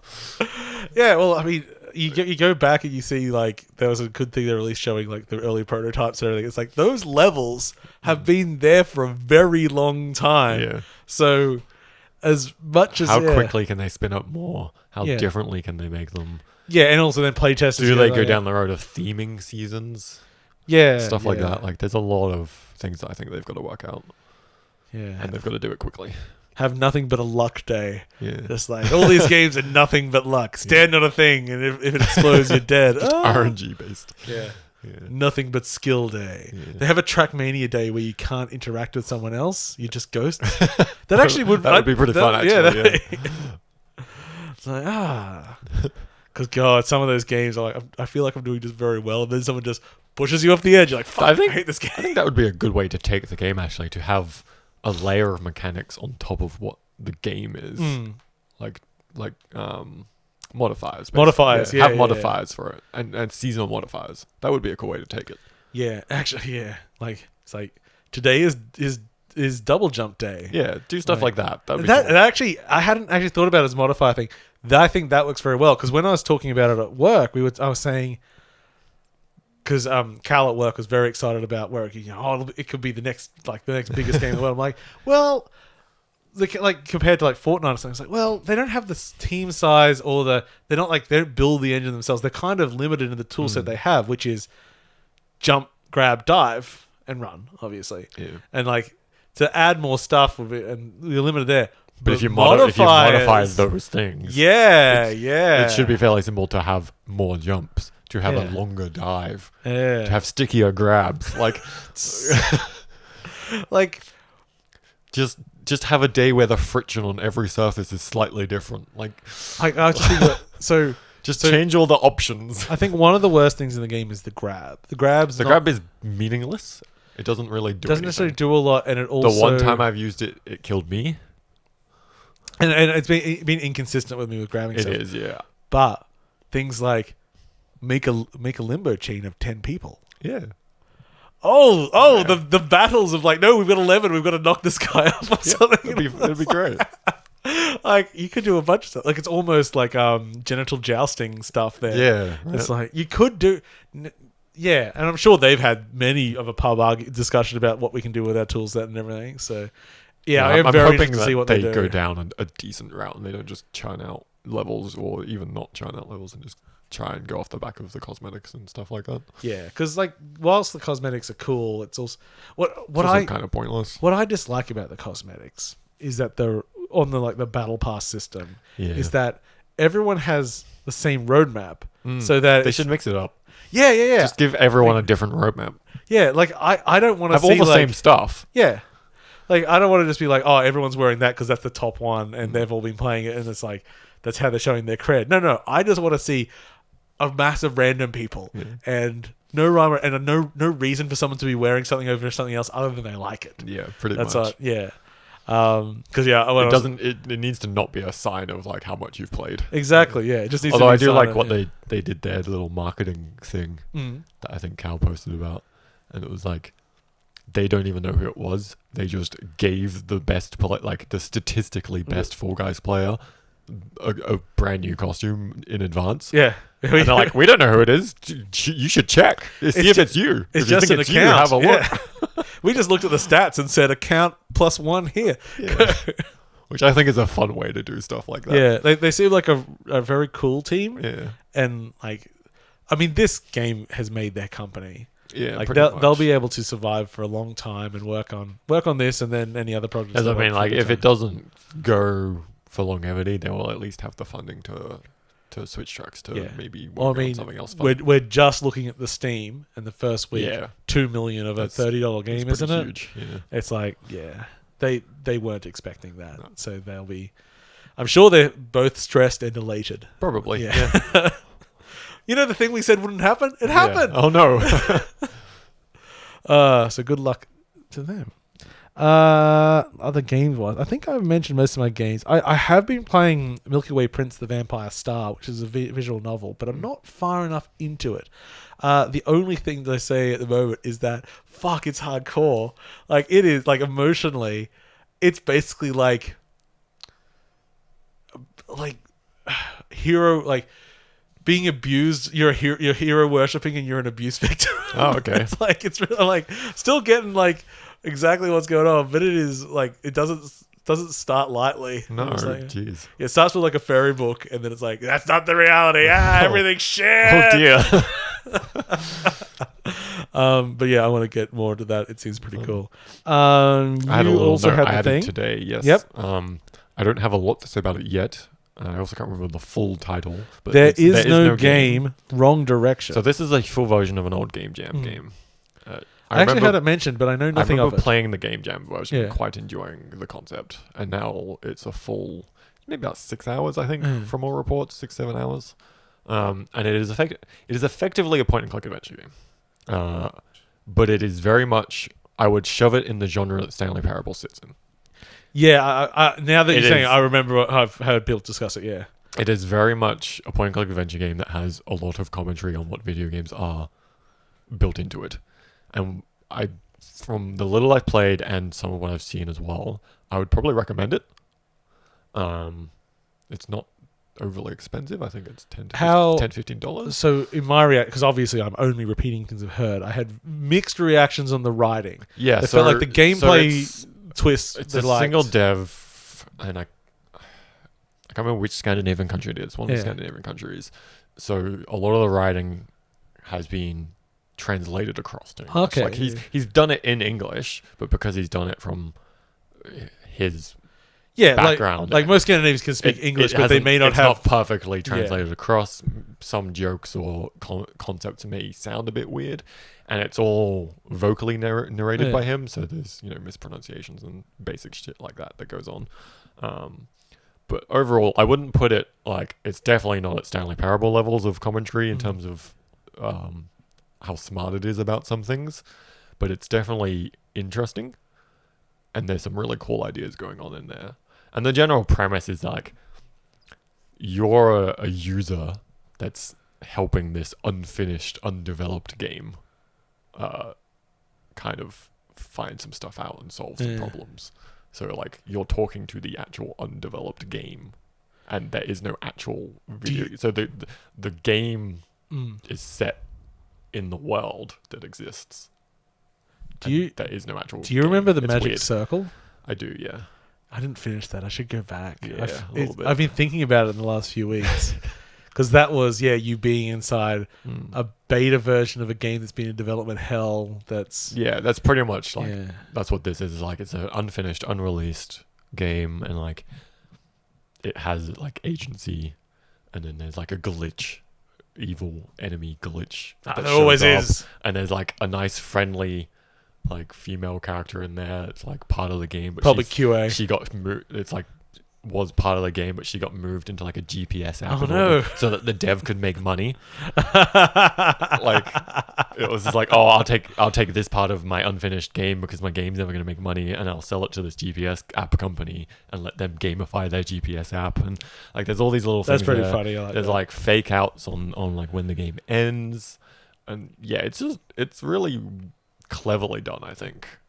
And I'm probably going to go finish it. Yeah, I might have a look at it. Sounds like my sort of thing. I definitely think it's worth checking out. Skipped one thing on the news because it wasn't really news. It was just a cool thing. So, Black Myth, Wukong. Oh, yeah. So, 13-minute gameplay demo dropped for this game, Black Myth, and it is a game based on Journey to the West, which is one of the biggest mythologies in human history, and whilst not necessarily big in all of the West, is massive in Australia because we all grew up watching Monkey. And it is very, very slick. Incredibly slick. It draws some comparison to Dark Souls, but not really. Only just in like it's an animation priority sort of combat. Yeah, I would give it more Sekiro, and not because of the theme. Yeah. Well, but I think those things have a certain focus on it's not a Souls, difficulty. It's not a Souls-like. They're way more. It's way more of a general action game. It seems. Yeah. But beautiful world, like really well realized bosses and everything that look fun to fight. But then, it's the implementation of the powers of the Monkey King that it's like everything that I know is all there. And in fact, at one point, he kills this enemy. It takes its staff. And to put it away, he just like puts it into his head. And I'm like, that's a stupid animation. But I'd forgotten that he used to be able to like pull his hair out, and that was his staff. That's what it was. That's what it is. And then he pulls his hairs out. They're really true to what it is. And he's got all these clones of himself, and there's the cloud, and his battle against heaven. Yeah, and it's got all the things, being able to turn into a bug and shit. Like, this is the best looking version of this mythology, like, because there's been so many movies and everyone seems to be half good, half shit that I've watched and everything, like, but this looks great, and it's from a small team, and unfortunately, out of fucking nowhere, what we've watched is most of the game that exists. Yes. So it's not coming anytime soon. They said it won't be 500 years, but we're hoping it'll be quicker. Our nature is irrepressible. So they're still trying to get a larger team now, but they're like, it's so weird. Maybe it's part of Chinese culture or something. I don't know. But like, we want more people, but we don't just want any people. We only want to hire people if they're like really on board with what we're doing. So no rush. Yeah. But yeah, like there was some hands-on. Like people went and actually played it, and they said what we see is what it is. Which is good. Yeah, because it didn't look like anything that can't be done. It just looked a really fucking good game. Yeah, and I love that mythology. I guess the other big game that used it was Enslaved: Journey to the West. It was Odyssey to the West or something, wasn't it? Enslaved some sort of subtitle. To the West. Yeah, I think it had West in it still, which was Ninja Theory's take on it. But it had robots and shit. A little different. Yeah. So yeah, I was real hyped for that. It's good. So I like that I get so much nostalgia from it just because it's the mythology. It was pointed out in the comments right at the end of that whole video where it's just the shot of the one guy and he's like humming a tune. Yeah. And it kicks into the actual tune, and that's apparently the actual theme tune from one of the 80s. Yeah. I think there's an 84 one, which I haven't watched. Yeah. But apparently they've licensed the tune. Yeah, but if they got bloody the Monkey Magic soundtrack, because that was what the album was called. People call the show Monkey Magic, but the show's just Monkey. But the album is Monkey Magic. And having Gundara, we say what we fuck. I was listening to that at midnight the other night, and my wife just messages me. It's like, are you watching Monkey? Perfect.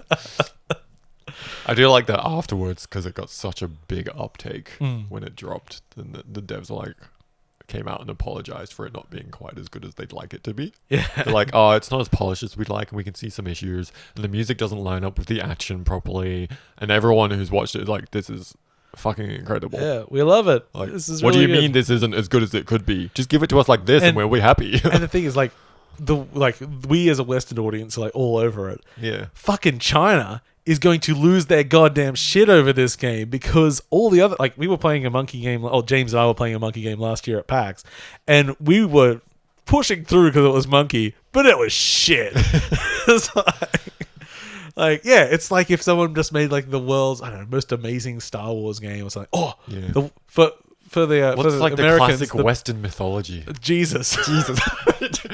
You make a good point. It kind of is, isn't it? The Bible. Oh God. The perfect Old Testament video game. The only good Bible-based video games are made in Japan. Yeah, that's mildly hilarious. It's just that it doesn't have. Look, I know I'm gonna not.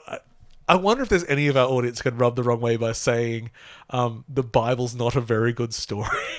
Yeah, it's not good mythology. It's just not. There's like, it's not. It's like an overall story. There's a lot of it. It's like it's all over the place. It's not good mythology because I don't think of it as mythology when it technically is. No. Well, that's why I like what's it? God, I always talk about. Now I can't forget the Japanese made like character action game.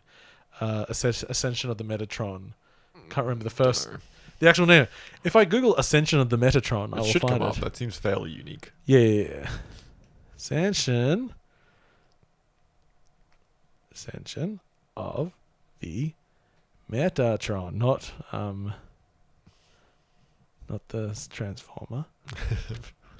Ascension of Metatron. El Shaddai. El Shaddai. Ascension of the Metatron. Now that's a good take on Russian mythology. Yeah. But yeah, Black Myth Wukong, which should be quite a long away, but I'll be happy to play it in 5-10 years. Yeah, super excited. Okay, well that pretty much brings us to the end of the show. Unless you've got anything else you want to say, Sam? Not really. Cool. I think we're good. We've done it. Another good one. I mean, we did it without James. We don't need James at all. We've proven that we don't need him. Never come back. You're welcome back anytime, James. Thank you for watching or listening to 8.5bit. You can go to our website, 8.5bit.com, our Twitter and Facebook. Please like and share anything you like on that. Subscribe to us on whatever the hell you want. And join our Discord at discord.8.5bit.com if you want. We talk a lot of shit. Well, mostly it's just posting trailers and weird news articles. I mean, there is a lot of shit talk still. And then James drawing boxes at night. Oh, yeah. If you like boxes, join the Discord. Oh, yeah. A lot of boxes there. I've been your host, Paul. I've been Sam. Thanks for watching, folks.